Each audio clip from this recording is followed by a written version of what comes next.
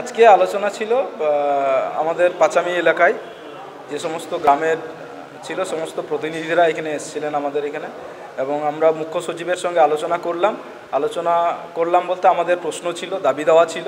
আমাদের প্রশ্ন ছিল ওই এলাকার পাথর খাদান এক শিল্প আছে, সেই শিল্প যারা কাজ করে, যারা ওখানে জমির মালিক, তাদের অবস্থাটা কি হবে সেইগুলো আমরা জানলাম।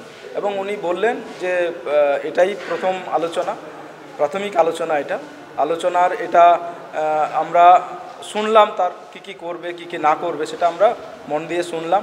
আমরা গ্রামে আলোচনা করব, তারপরে সিদ্ধান্ত নেব যে আমরা জমি দেবো কিনা। আজকে যে আলোচনা সেগুলো নিয়ে আলোচনা হলো, সেগুলো কি আপনারা একমত? না, একমত নয়। এখন আমরা আলোচনাটা শুনলাম, সেই আলোচনাটা গ্রামবাসীদের কাছে আমরা বসবো, আলোচনা করব, সেই অনুযায়ী আমরা আপনাদের সিদ্ধান্ত জানাবো যে কি করছি না করছি।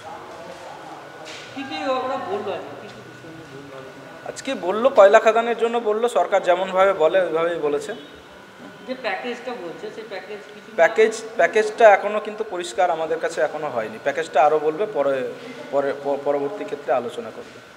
কি নাম? রবীন সরেন, আদিবাসী গাঁওতার।